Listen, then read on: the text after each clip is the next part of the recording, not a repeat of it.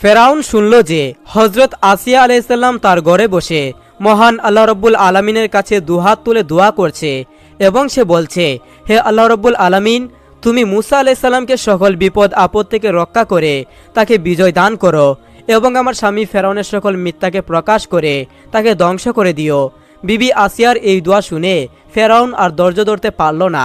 সে রাগান্বিত হয়ে আসিয়ার ঘরে প্রবেশ করল এবং বলল, হে আসিয়া, আমি তোমাকে বারবার সাবধান করেছি এই নাম তুমি আর মুখে নিও না, অথচ তুমি আমার কথার প্রতি কোনো গুরুত্ব দিচ্ছ না এবং আমার নির্দেশের কোনো মূল্যই দিচ্ছ না। এবার আমার শাস্তি থেকে তোমাকে কেউ বাঁচাতে পারবে না। শুধু তোমাকে নয়, তোমার অবাধ্য সন্তানগুলোকেও অন্ধকার কারাগারে আবদ্ধ করে তিলে তিলে সাজা দিয়ে মারব। আর তখন তুমি বুঝতে পারবে ফেরাউনের নির্দেশ অমান্য করার মূল্য কত। এই কথা বলে ফেরাউন আসিয়ার ঘর থেকে বের হয়ে গেল। অতঃপর পরের দিন সকালবেলা ফেরাউন তার কয়েকজন সৈন্যদেরকে ডেকে বলল, তোমরা আমার অবাধ্য স্ত্রী সন্তানদেরকে বন্দী করে অন্ধকার কারাগারে নিক্ষেপ করো। সৈন্যগণ এমন আদেশ শুনে আশ্চর্য হয়ে গেল, কেননা বিবি আসিয়া ও তার পুত্রদের প্রতি ফেরাউনের এমন নিষ্ঠুর আদেশ তাদের ধারণার বাহিরে ছিল। এজন্য তারা সেখানেই দাঁড়িয়ে রইল, এক কদমও নড়ল না। তখন ফেরাউন তাদেরকে ধমক দিয়ে বলল, আমার নির্দেশ পালনে এত বিলম্ব কেন?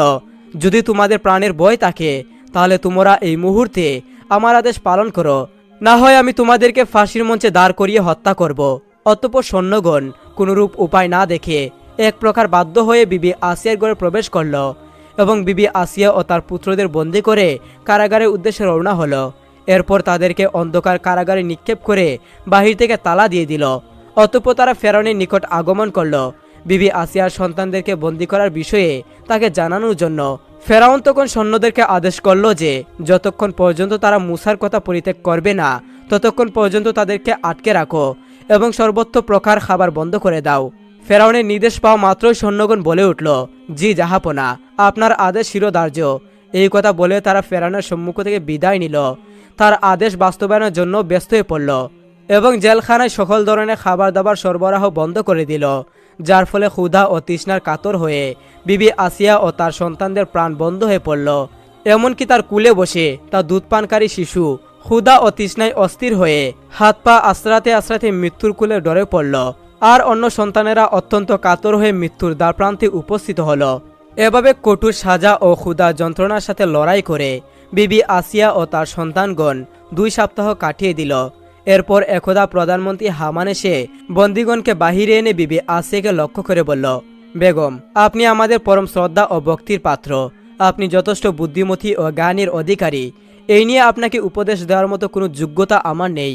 তবে আপনার ও আপনার সন্তানদেরকে দূর অবস্থা বেকুল হয়ে আমি আপনার নিকট অনুরোধ করে ছুটে এসেছি। আর আমার প্রস্তাব এই যে আপনার স্বামী নিজেকে ক্ষুধা বলে দাবি করেছে, রাজ্যের সকল প্রজাবিন্দু তার এ দাবি স্বীকার করে নিয়েছে। এমতো অবস্থায় আপনি তার বেগম হয়ে যদি সেই দাবি অমান্য করেন তবে এটা তার পক্ষে অত্যন্ত অপমানজনক। এজন্য আমি আপনাকে অনুরোধ করে বলছি, অযথা স্বচ্ছায় এরূপ কষ্ট বুক না করে আপনার স্বামীর ইচ্ছা পূরণ করুন এবং পুনরায় সুখ শান্তির বসবাস করার জন্য আনন্দমহলে ফিরে যান। এই সকল কথা শুনে বিবি আসিয়া বলে উঠল, হে হামান, তুমি এরূপ অনুরোধ আর কখনো আমার সম্মুখে উচ্চারণ করিও না। তোমরা যত ইচ্ছা আমাকে কঠিন শাস্তি দিতে পারো, কিন্তু শুনে রাখো আমার সিদ্ধান্ত থেকে আমাকে এক চুল পরিমাণও তোমরা সরাতে পারবে না।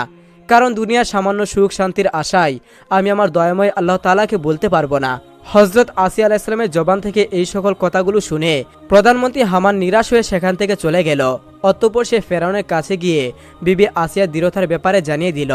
ফেরাউন যখন দেখল বিবি আসিয়ার স্পর্ধা এখনো কমেনি, তখন ফেরাউনের ক্রোধ আরো বৃদ্ধি পেল। যেভাবেই হোক আসিয়া ও তার পুত্রগণকে নতি স্বীকারে বাধ্য করবই। এই কথা চিন্তা করে সে সৈন্যদেরকে আদেশ করল, তোমরা প্রতিদিন আসিয়া ও তার পুত্রদেরকে প্রচণ্ড বেতাঘাত করবে এবং রাতে যেন ঘুমাতে না পারে সেজন্য ছাদের সাথে ঝুলিয়ে রাখবে। হুকুম পাওয়া মাত্রই সৈন্যগণ কারাগারের উদ্দেশ্যে রওনা করল এবং বিবি আসিয়া ও তার পুত্রগণকে কঠোরভাবে বেতাঘাত করতে লাগলো।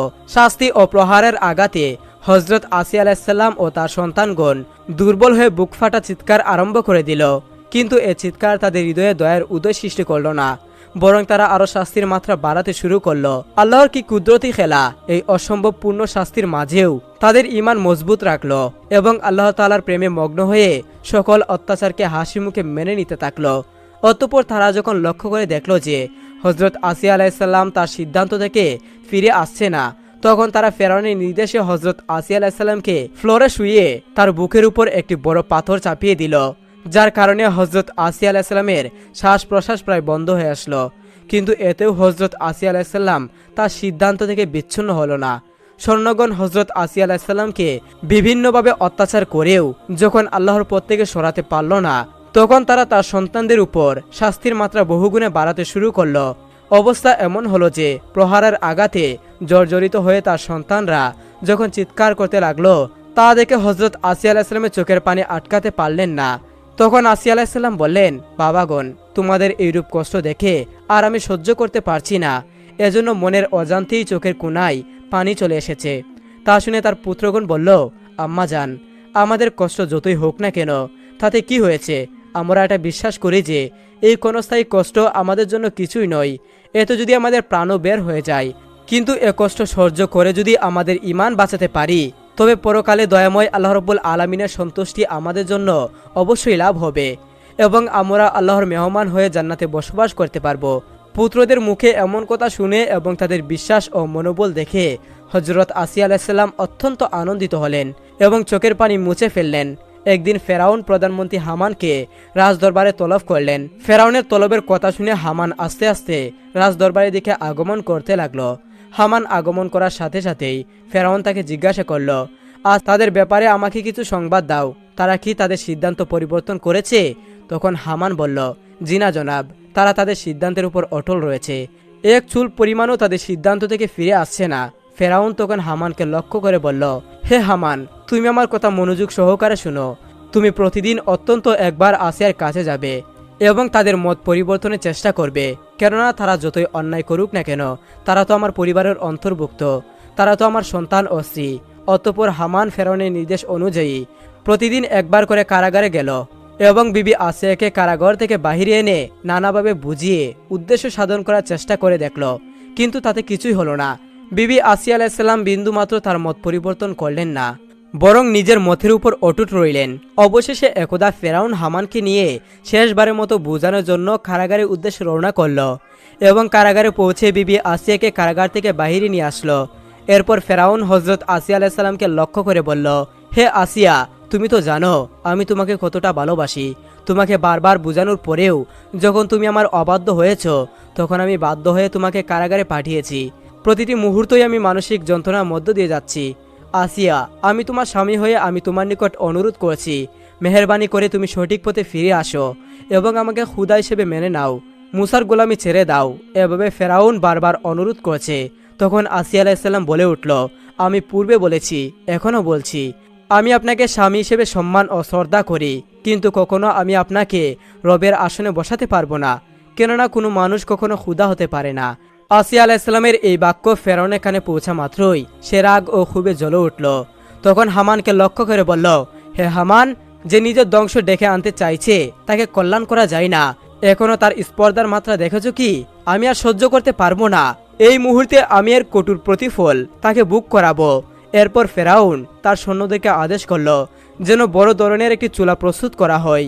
সৈন্যগণ ফেরাউনের আদেশ পাওয়া মাত্রই বড় ধরনের চুলা প্রস্তুত করল। চুলা প্রস্তুত হওয়ার পর ফেরাউনের নির্দেশ মোতাবেক তাতে আগুন জ্বালিয়ে দিল। এরপর উক্ত চুলার উপর একটি বড় কড়াই দিয়ে তাতে তেল দিয়ে সেটাকে উত্তপ্ত করা হলো। তারপর হজরত আসিয়া আলাইসাল্লামের এক একটি সন্তান তার চোখের সামনে উক্ত তেলের মধ্যে নিক্ষেপ করা হলো। তেল এত উত্তপ্ত ছিল যে তাতে হজরত আসিয়া আলাইসাল্লামের সন্তানদেরকে নিক্ষিপ্ত করার সাথে সাথেই তারা তেলে বেজে বশ হয়ে গেল এবং মৃত্যুর কোলে ডলে পড়ল। তারা এই উত্তপ্ত তেলের মধ্যে নিক্ষিপ্ত হওয়ার পরই আসিয়া আলাইসাল্লামকে লক্ষ্য করে বলল, হে মা, আপনি মুঠো চিন্তা করবেন না। দুনিয়ার মানুষের দৃষ্টিতে যদিও এটা উত্তপ্ত তেলের পাতিল, কিন্তু আল্লাহ তাআলার মেহেরবানিতে এই উত্তপ্ত তেলের পাতিলটি আমাদের জন্য জান্নাতের বাগান হয়ে গিয়েছে। মা, আপনি আমাদের জন্য দোয়া করুন। আল্লাহ তাআলা আমাদেরকে মেহেরবানি করেছে এবং আপনি ইমানের উপর অটুট মজবুত থাকুন। আমরা সঠিক পথে রয়েছি, আমাদের জন্য আল্লাহ জান্নাত নাজ নিয়ামত অপেক্ষা করেছে। এই কথা বলার পর আস্তে আস্তে সন্তানগুলো মৃত্যুর কোলে ডলে পড়ল। হজরত আসিয়া আলাইসাল্লামের চোখের সামনে তার সকল সন্তানদেরকে আগুনে জ্বালিয়ে দেওয়ার পর ফেরাউন হজরত আসিয়া আলাইসাল্লামকে বলল, যদি তুমি এখনো ফিরে না আসো তাহলে তোমার অবস্থা তাদের মতোই হবে, বরং তাদের চেয়ে আরো ভয়ানক হবে। বিবি আসিয়া আলাইসাল্লাম পূর্বের মতোই জবাব দিলেন, তোমাদের যা ইচ্ছা তাই করতে পারো, আমি কখনো তোমাদেরকে খোদা হিসেবে মেনে নিতে পারবো না। ফেরাউন তখন রাগে অস্থির হয়ে তার সৈন্যদেরকে আদেশ দিল, হে সৈন্যগণ, তোমরা আসিয়ার দেহ থেকে সমস্ত পোশাক খুলে ফেলো এবং তাকে সকল জনতার সামনে উলঙ্গ করে মাটিতে শুয়ে দাও। আদেশ পাওয়া মাত্রই সৈন্যগণ আসিয়া আলাইসাল্লামের শরীর থেকে পোশাকগুলোকে আলাদা করে তাকে উলঙ্গ অবস্থায় মাটিতে শুয়ে দিল। বিবি আসিয়া আলাইসাল্লাম শ্বাস প্রশ্বাস করার মতো শক্তি হারিয়ে ফেললেন। ঠিক এমন সময় হজরত আসিয়া আলাইসাল্লাম আকাশের দিকে তাকিয়ে আল্লাহ তাআলাকে লক্ষ্য করে বললেন, হে দয়াময় খুদা, শুধু আপনার প্রেমেই মগ্ন হয়ে দুনিয়ার সকল আরাম আয়েশ ও ভোগ বিলাসকে আমি ত্যাগ করেছি। বনি ইসরায়েলদের মধ্যে ৭০,০০০ পয়গম্বর এসেছিলেন। তাদের মধ্যে শেষ পয়গম্বর ছিলেন হজরত ঈসা আলাইহিসসালাম। হজরত ঈসা আলাইহিসসালাম একদিন তার উম্মতদেরকে আল্লাহ তাআলার প্রতি দাওয়াত দিচ্ছিলেন। তখন তার উম্মতের মধ্যে একজন বলল, হে আল্লাহর পয়গম্বর ঈসা, আমরা তোমার হাতে হাত রেখে কালেমা পড়ে মুসলমান হয়ে যাব, কিন্তু আমাদের একটি শর্ত আছে। তখন হজরত ঈসা আলাইহিসসালাম তাদেরকে উদ্দেশ্য করে বললেন, কি তোমাদের শর্ত, বলো আমাকে। তখন বনি ইসরায়েলদের লোকেরা বলল, ঈসা, তুমি তো অনেক মানুষকে জীবিত করেছ, কিন্তু এখন আমাদেরকে আরও একজন মানুষকে জীবিত করে দেখাও।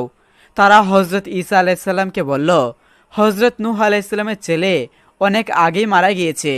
হে ঈসা, তুমি যদি নূহ আলাইহিসসালামের ছেলের কবরের কাছে গিয়ে ওনার ছেলে শামকে জীবিত করতে পারো, তাহলে আমরা সবাই তোমার হাতে হাত রেখে কালেমা পড়ে মুসলমান হয়ে যাব।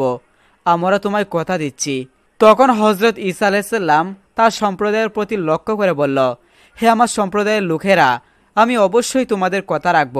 চলো আমার সাথে, আমরা নূহ আলাইহিসসালামের ছেলের কবরের কাছে যাই। এরপর বনি ইসরায়েলকে নিয়ে হজরত নূহ আলাইহিসসালামের ছেলের কবরের কাছে গেলেন। হজরত ঈসা আলাইহিসসালাম খেয়াল করে দেখলেন যে হজরত নূহ আলাইহিসসালামের ছেলের কবর অনেক লম্বা। হজরত ঈসা আলাইহিসসালাম কবরের দিকে তাকিয়ে রইলেন। তার সাথে থাকা বনি ইসরায়েলদের লোকেরা তখন বলল, হে ঈসা, তুমি দাঁড়িয়ে আছো কেন? শামকে জীবিত করো। তখন হজরত ঈসা আলাইহিসসালাম শামের কবরের সামনে গিয়ে দাঁড়ালেন এবং তিনি তার নাম ধরে ডাক দিলেন। তিনি বললেন, হে শাম, হে শাম ইবনে নূহ। এইভাবে ডাক দেওয়ার পর এক মুহূর্ত আর দেরি হয়নি, কবর নড়ে উঠল। উপস্থিত বনি ইসরায়েলদের লোকেরা তখন অবাক হয়ে গেল। এরপর হজরত ঈসা আলাইহিসসালাম বললেন, হে শাম ইবনে নূহ, তুমি কবর থেকে জেগে উঠো।